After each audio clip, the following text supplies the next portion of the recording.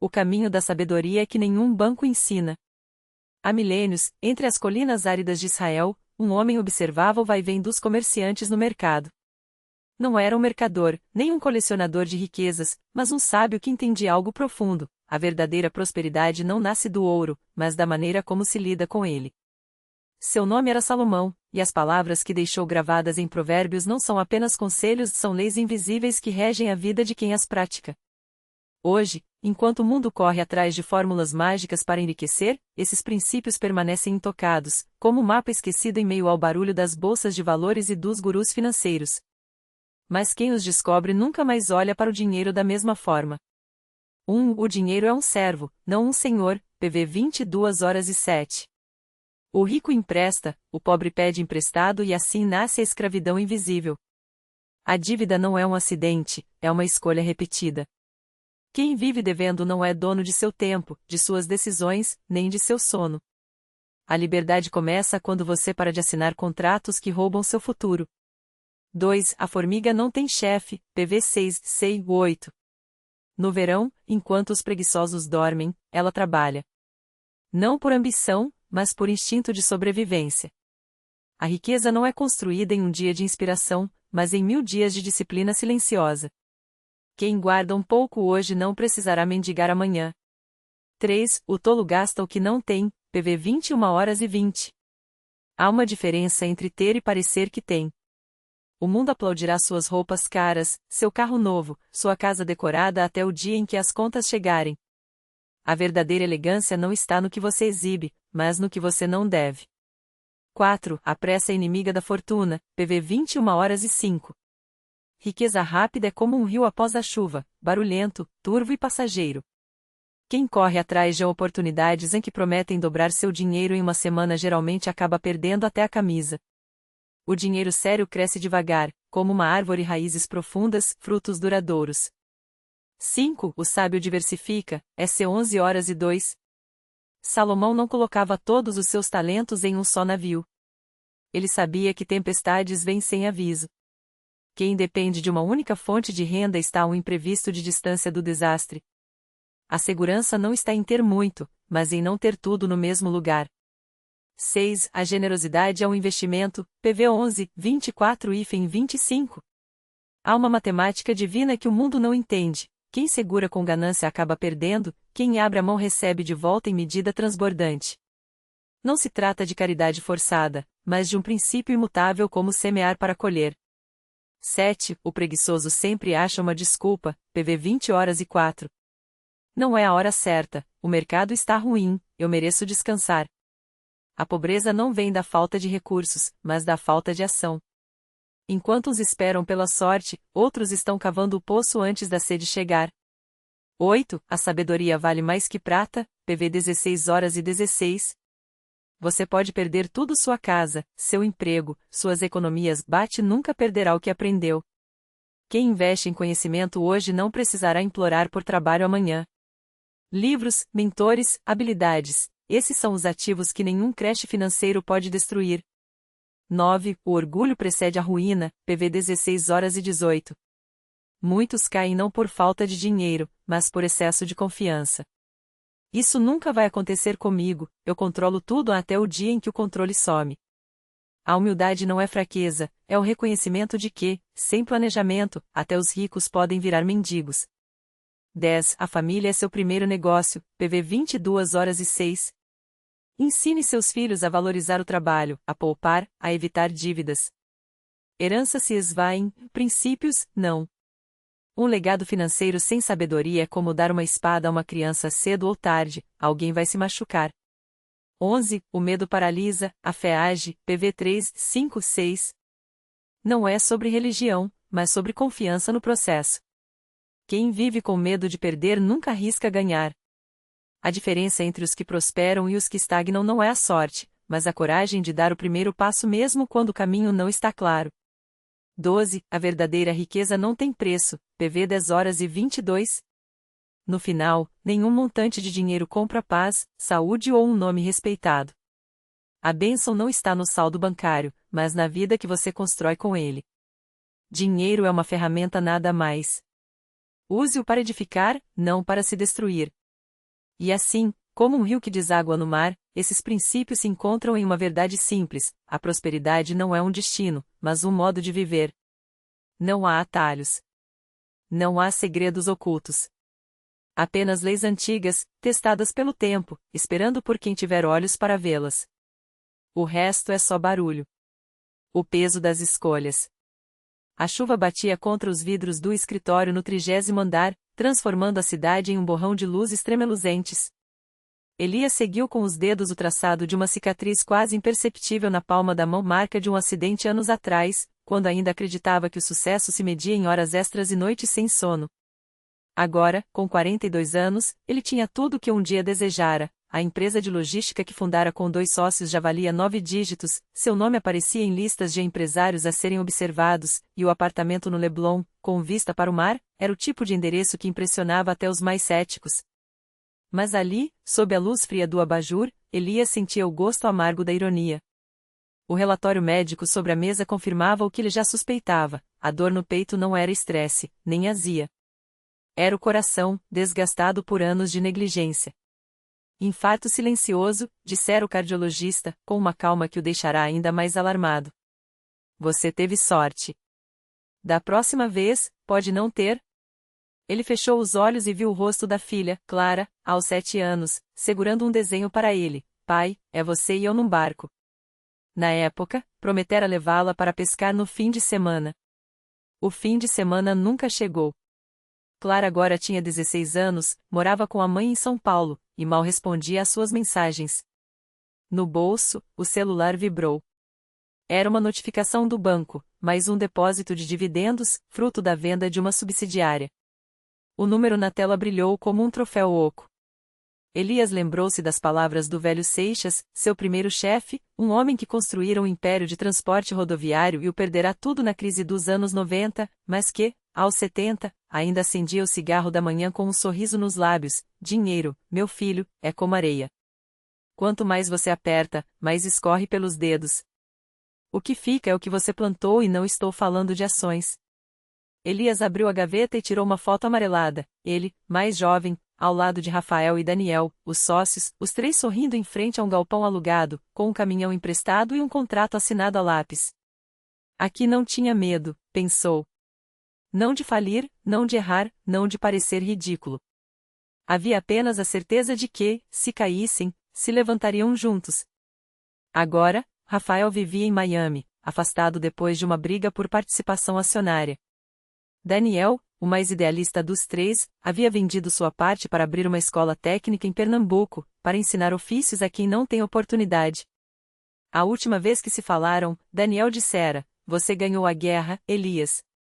Mas para quê? O telefone tocou.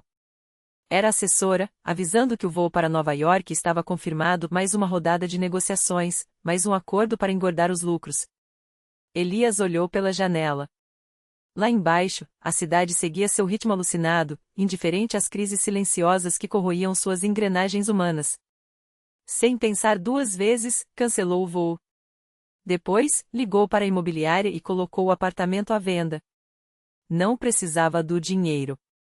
Precisava de algo que o dinheiro não comprava: tempo. Na manhã seguinte, Elias estava no aeroporto de Congonhas, com uma mochila e uma passagem só de ida para Recife. Não avisara ninguém. Não tinha um plano. Só sabia que, pela primeira vez em anos, respirava sem sentir o peito apertar. Quando o avião decolou, ele fechou os olhos e sorriu. Não era um sorriso de vitória, mas de rendição. Rendição à ideia de que, talvez, a verdadeira riqueza não estivesse no que ele acumulara, mas no que ainda poderia semear. O avião cortou o céu como uma faca em tecido fino, deixando para trás a névoa cinzenta de São Paulo.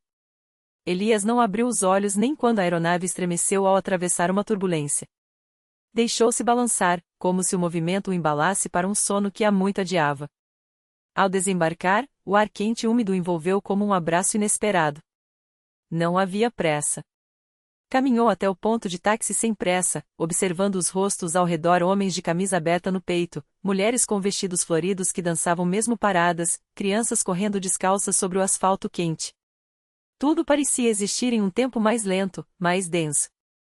Para onde, chefe? Perguntou o motorista, um homem de bigode grisalho e olhos cansados, mas ainda brilhantes. Não sei, respondeu Elias, sincero. O taxista riu, como se aquela resposta fosse a mais natural do mundo. Então vou levar o senhor para um lugar onde o mar come a terra. O senhor decide se fica ou não. Elias não questionou.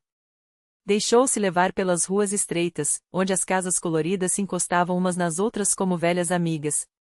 Passaram por mercados onde o cheiro de peixe fresco se misturava ao de frutas maduras, por praças onde homens jogavam dominó sob a sombra de mangueiras, por igrejas cujos sinos soavam como um convite a pausas.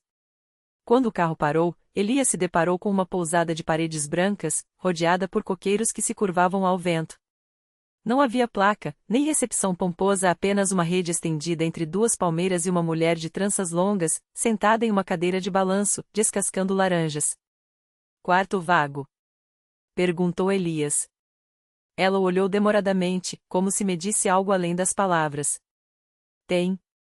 Mas não é para qualquer um. E para mim? A mulher sorriu, jogando as cascas no chão. Acho que o senhor chegou na hora certa. O quarto era simples, uma cama de madeira, um ventilador de teto, uma janela sem vidro, só uma tela fina que deixava entrar o som das ondas. Elias largou a mochila no chão e sentou-se na beirada da cama. Do lado de fora, o mar rugia e recuava, como um animal impaciente. Naquela primeira noite, ele não sonhou. Ou, se sonhou, não se lembrou ao acordar. Só sabia que, pela primeira vez em anos, o silêncio dentro dele não doía. Nos dias que se seguiram, Elias aprendeu o ritmo do lugar. Acordava com o sol, tomava café com pão de queijo ainda quente, comprado na barraca da esquina. Caminhava pela praia antes que o calor ficasse insuportável, observando os pescadores arrastando suas redes, as crianças brincando de futebol com uma bola de meia. À tarde, sentava-se sob um guarda-sol de palha, lendo livros que encontrara em uma caixa de doações na pousada, romances desgastados, poesias com páginas amareladas, um ou outro ensaio sobre coisas que já não lhe pareciam urgentes.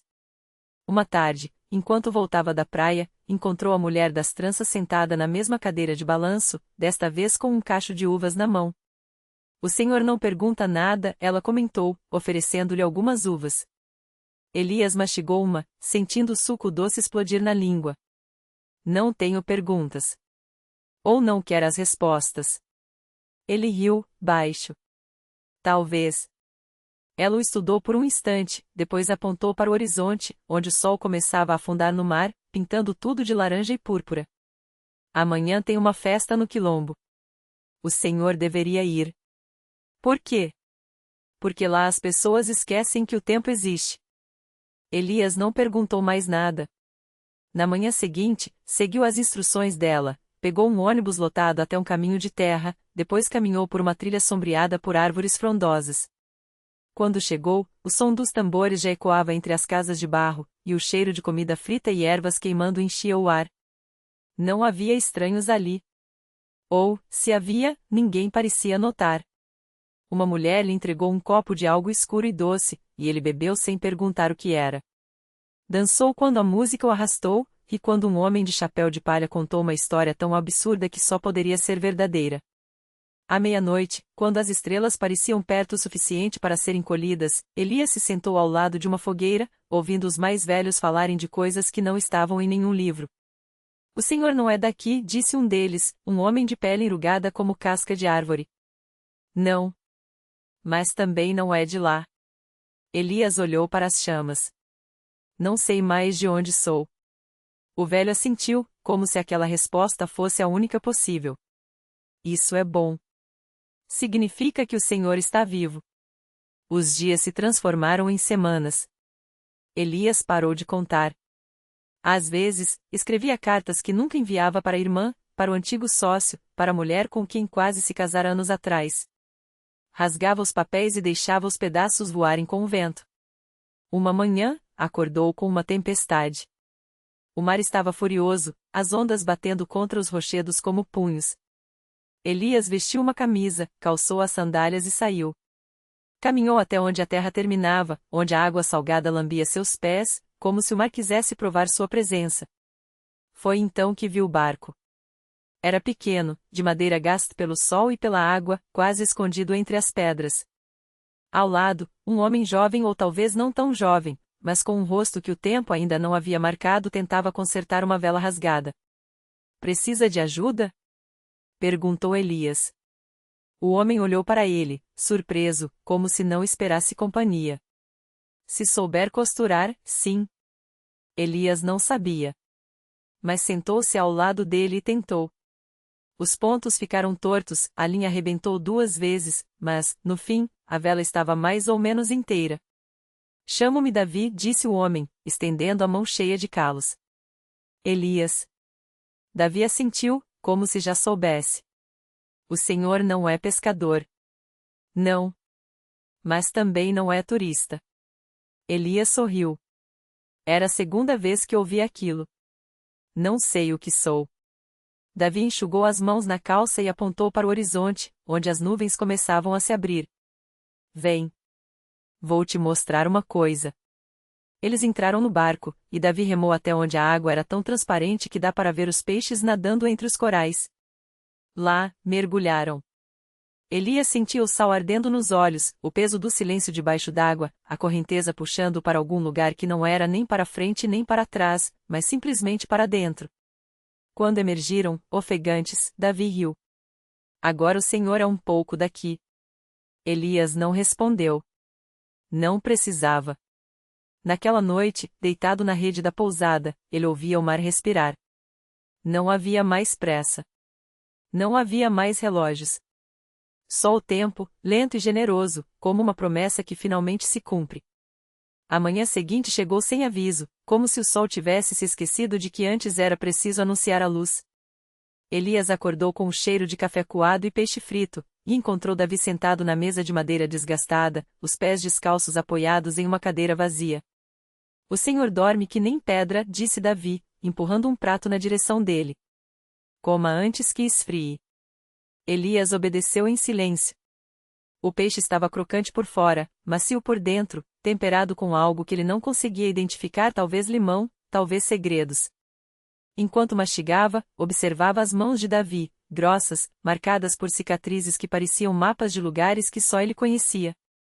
Você sempre viveu aqui? Perguntou Elias, sem saber por que a pergunta saíra tão naturalmente, como se as palavras tivessem esperado o momento certo para se soltar.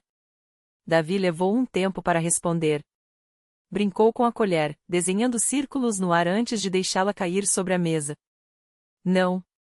Eu vim de longe. Como o senhor. Elias baixou o garfo. Havia algo na voz do outro homem, uma sombra que não combinava com o brilho do mar lá fora. De onde? De um lugar onde a terra racha de sede, Davi olhou para as próprias mãos, como se nelas estivesse escrita a resposta. Um lugar onde as pessoas esquecem que a água já foi abundante. Eu saí antes de esquecer também. Elias não insistiu. Sabia reconhecer quando uma história não era para ser contada, apenas sentida. Em vez disso, perguntou: E por que aqui? Davi sorriu, e dessa vez o sorriso chegou aos olhos. Porque aqui o mar não pergunta. Ele só leva. O silêncio que se seguiu não foi desconfortável. Era o tipo de quietude que só existe entre quem já entendeu que algumas coisas não precisam de palavras. Depois do café, Davi pegou uma sacola de pano e jogou-a para Elias. Vamos. Hoje a gente pesca de linha. Elias seguiu até a praia, onde o barco balançava levemente nas ondas mornas. Desta vez, não remaram para longe. Ficaram perto da costa, onde as águas eram calmas e o fundo, visível como um espelho embaçado. Davi ensinou-lhe a atar o anzol, a sentir o peso da isca na ponta dos dedos, a esperar. O peixe vem quando quer, disse. Não adianta forçar. Elias tentou. A linha tremia levemente entre seus dedos, como um fio de voz hesitando antes de se soltar. Ele pensou em todas as vezes que havia forçado algo, conversas, decisões, despedidas. Aqui, não havia espaço para isso. Só a paciência, só o mar, só o sol queimando suas costas como um lembrete de que ele ainda estava vivo. Quando o primeiro peixe mordeu a isca, Elias sentiu o coração disparar. Puxou a linha com força demais, e por um segundo achou que tinha perdido. Mas Davi riu, segurou seu braço e ensinou-lhe a dosar a tensão, a deixar o peixe cansar antes de trazê-lo para perto. Assim, murmurou. Devagar. E quando o peixe prateado emergiu da água, batendo a cauda contra o ar, Elias entendeu. Não era sobre vencer. Era sobre deixar que as coisas acontecessem no tempo delas. À tarde, enquanto limpavam os peixes na beira da água, Davi contou-lhe sobre as marés, sobre como a lua puxava o mar como se fosse um fio invisível. Elias ouvia, as mãos ocupadas com a faca, a mente leve de uma maneira que não sentia há anos. Amanhã a lua está cheia, disse Davi, enxugando as mãos na calça. O mar fica diferente. Como assim? Elias perguntou, embora já soubesse que não haveria uma resposta direta. Davi apenas sorriu e apontou para o horizonte, onde o sol começava a afundar em chamas. Você vai ver.